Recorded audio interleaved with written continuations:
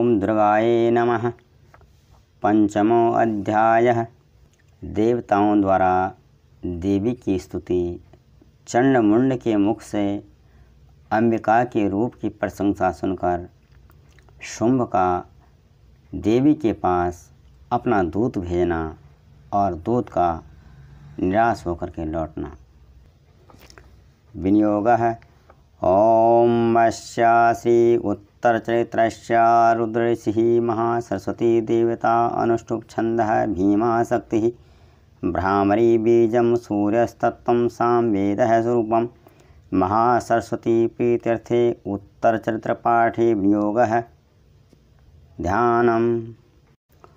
ओम घंटाशूलहलानि शंखमुसले चक्रं धनुषायकं हस्ताब्जैर्दधतीं घनान्तविलसच्चितांशु तुल्यप्रभां गौरीदेहे समुद्भां स्त्रीजगत्माधारं भूतां महापूर्वामत सरस्वतीम् अनुभजे शुम्भादि दैत्यार्दिनीम्। ओम क्लीं ऋषिर्वाच।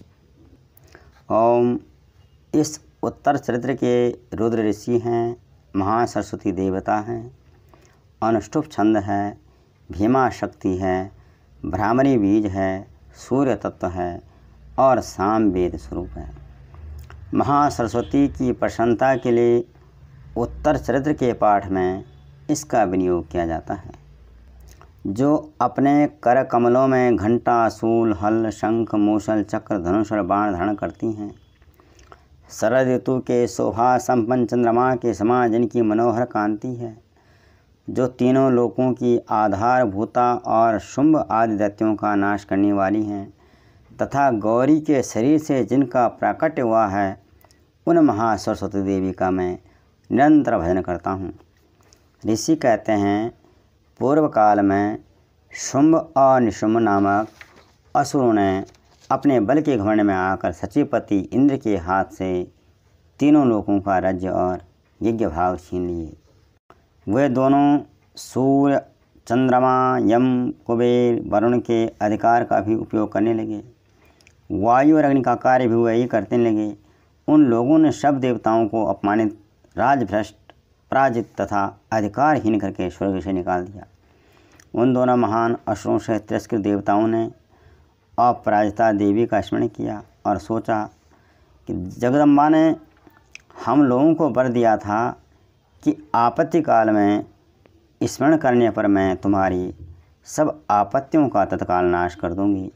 यह विचार करके देवता गिरिराज हिमालय पर गए और वहाँ भगवती विष्णु माया की स्तुति करने लगे। देवाऊचुः। ओम नमो देव्ये महादेव्ये शिवाय सततं नमः नमः प्रकृते भद्राय नीता प्रणताय स्मताम्। ओम रौद्राय नमो नित्याय गौरे धात्रे नमो नमः ज्योत्सानाय चेन्दुरूपिणे सुखाय शतं नमः कल्याणे प्रणतां विद्ये सिद्धे कुर्मो नमो नमः नैऋत्ये भूभृतां लक्ष्मी सर्वाण्येते नमो नमः दुर्गाये दुर्गपाराय साराय सर्वकारिणे ख्यात्ये तथा कृष्णाय धूम्राय शतं नमः अतिसौम्यातिरौद्राय नतास्तस्यै नमो नमः नमो जगत्प्रतिष्ठायै देव्यै कीर्त्यै नमो नमः या देवी सर्वभूतेषु विष्णुमायेति शब्दता नमस्तस्यै नमस्तस्यै नमस्तस्यै नमो नमः या देवी सर्वभूतेषु चैतन्यविधीयते नमस्तस्यै नमस्तस्यै नमस्तस्यै नमो नमः या देवी सर्वभूतेषु बुद्धिरूपेण संस्थिता नमस्तस्यै नमस्तस्यै नमस्तस्यै नमो नमः या देवी सर्वभूतेषु निन्द्रारूपेण संस्थिता नमस्तस्यै नमस्तस्यै नमस्तस्यै नमो नमः या देवी सर्वभूतेषु क्षुधारूपेण संस्थिता नमस्तस्यै नमस्तस्यै नमस्तस्यै नमो नमः या देवी सर्वभूतेषु छायारूपेण संस्थिता नमस्तस्यै नमस्तस्यै नमस्तस्यै नमो नमः या देवी सर्वभूतेषु शक्तिरूपेण संस्थिता नमस्तस्यै नमस्तस्यै नमस्तस्यै नमो नमः या देवी सर्वभूतेषु तृष्णारूपेण संस्थिता नमस्तस्यै नमस्तस्यै नमस्तस्यै नमो नमः या देवी सर्वभूतेषु शान्तिरूपेण संस्थिता नमस्तस्यै नमस्तस्यै नमस्तस्यै नमो नमः या देवी सर्वभूतेषु जातिरूपेण संस्थिता नमस्तस्यै नमस्तस्यै नमस्तस्यै नमो नमः। या देवी सर्वभूतेषु लज्जारूपेण संस्थिता नमस्तस्यै नमस्तस्यै नमस्तस्यै नमो नमः।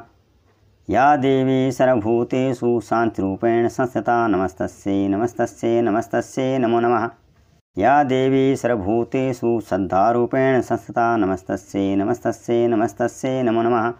या देवी सर्वभूतेषु कान्तिरूपेण संस्थिता नमस्तस्यै नमस्तस्यै नमस्तस्यै नमो नमः। या देवी सर्वभूतेषु लक्ष्मीरूपेण संस्थिता नमस्तस्यै नमस्तस्यै नमस्तस्यै नमो नमः। या देवी सर्वभूतेषु वित्तरूपेण संस्थिता नमस्तस्यै नमस्तस्यै नमस्तस्यै नमो नमः। या देवी सर्वभूतेषु स्मृतिरूपेण संस्थिता नमस्तस्यै नमस्तस्यै नमस्तस्यै नमो नमः। या देवी सर्वभूतेषु दयारूपेण संस्थिता नमस्तस्यै नमस्तस्यै नमस्तस्यै नमो नमः। या देवी सर्वभूतेषु तिष्ठरूपेण संस्थिता नमस्तस्यै नमस्तस्यै नमस्तस्यै नमो नमः।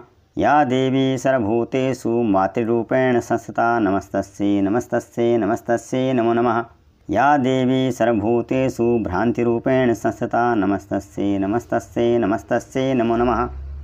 इन्द्रियाणामधिष्ठात्री भूतानां चाखिलेषु या सूतेषु सततं तस्यै व्यतिदेव्यै नमो नमः। चितिरूपेण या कीर्तनम् एतद्व्यप्यस्ता जगत् नमस्तस्यै नमस्तस्यै नमस्तस्यै नमो नमः। ये स्तुता सुरैः पूर्वम् अभिष्टे संश्रयः तथा सुरेन्द्रेण दिनेषु सेविता करोतु सा नः शुभहेतुरीश्वरी शुभानि भद्राण्यभियन्तु चापदः। या साम्प्रतचोदधत्यातिपते रश्माभिसा च सूर्यैर्नमस्यते।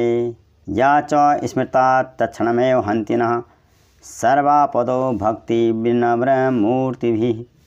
इस तरह देवताओं ने देवी की स्तुति की और जो देवी चैतन्य रूप से इस संपूर्ण जगत को व्याप्त करके स्थित हैं, उनको नमस्कार करके, उनको बारंबार नमस्कार करके पूर्व काल में अपने अभीष्ट की प्राप्ति के लिए देवताओं ने जिनकी स्तुति की तथा देवराज इंद्र ने बहुत दिनों तक जिनका सेवन किया, वह कल्याण की साधन भूताईश्वरी हमारा कल्याण और मंगल करे तथा सारी आपत्तियों का नाश कर डाले। उदंड दैत्यों से सताए हुए हम सभी देवता जिन परमेश्वरी को इस समय नमस्कार करते हैं तथा जो भक्ति से विनम्र पुरुषों द्वारा स्मरण किए जाने पर तत्काल इस संपूर्ण विपत्तियों का नाश कर देती हैं, वे जगदम्बा हमारा संकट दूर करें। ऋषि कहते हैं, राजन, इस प्रकार जब देवता स्तुति कर रहे थे उस समय पार्वती देवी गंगा जी के जल में स्नान करने के लिए वहाँ आई। उन सुंदर भावों वाली भगवती ने देवताओं से पूछा, आप लोग यहाँ किसकी स्तुति करते हैं? तब उन्हीं के शरीर को से प्रकट हुई शिवा देवी बोली, शुंभ दैत्य से तिरस्कृत और युद्ध में निशुंभ से पराजित हो यहाँ एकत्रित हुए ये समस्त देवता यह मेरी ही स्तुति कर रही हैं।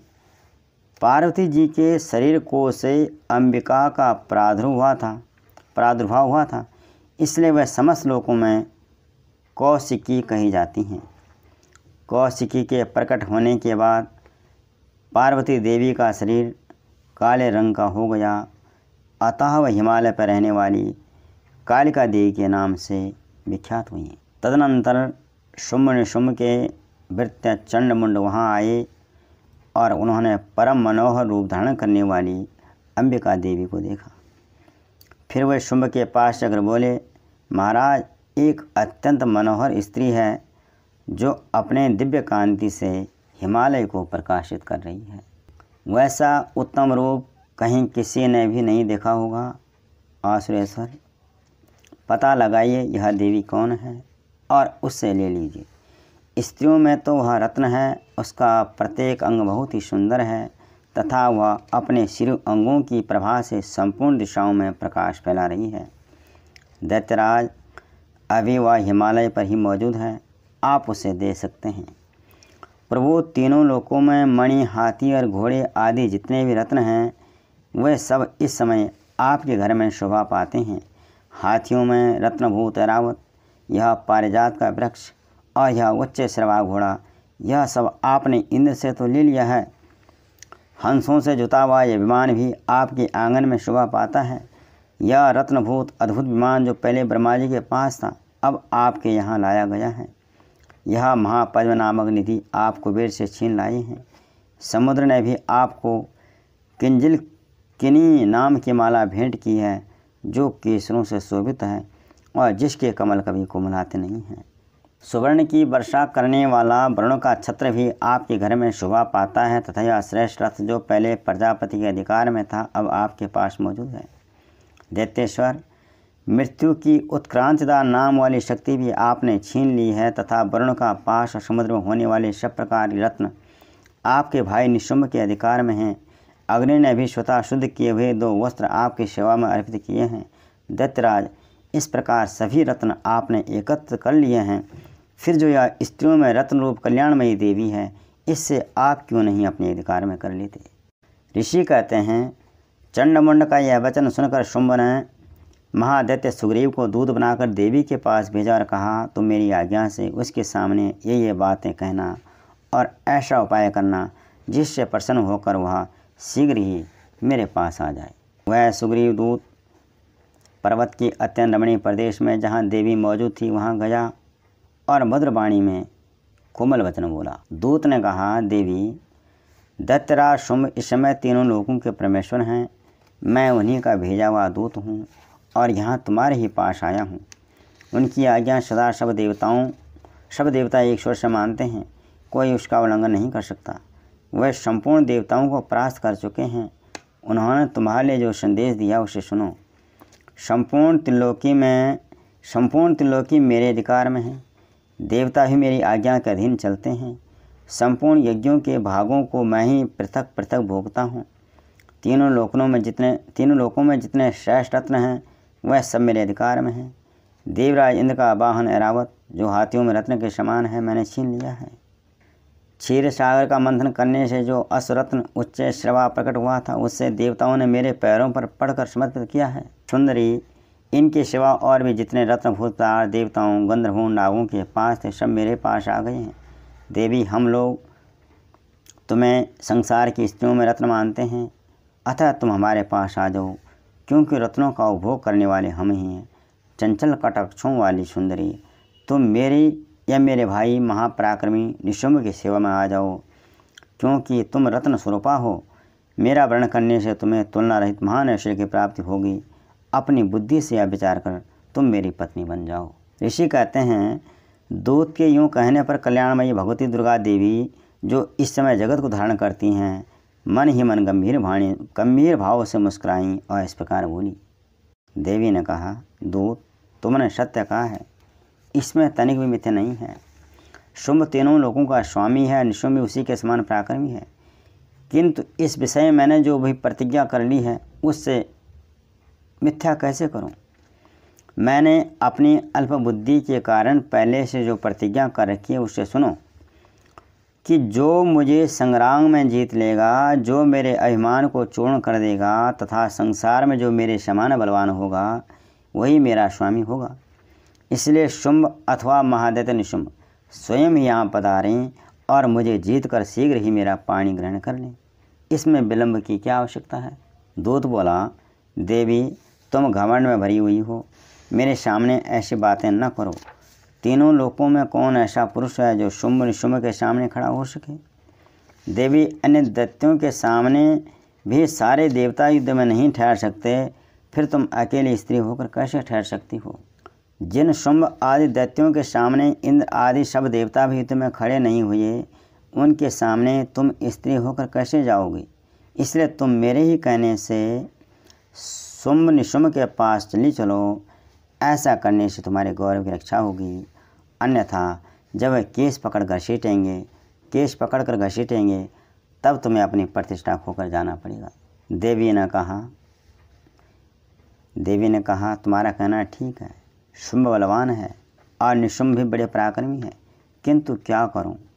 मैंने पहले बिना सोचे समझे प्रतिज्ञा कर ली है, अतः अब तुम जाओ।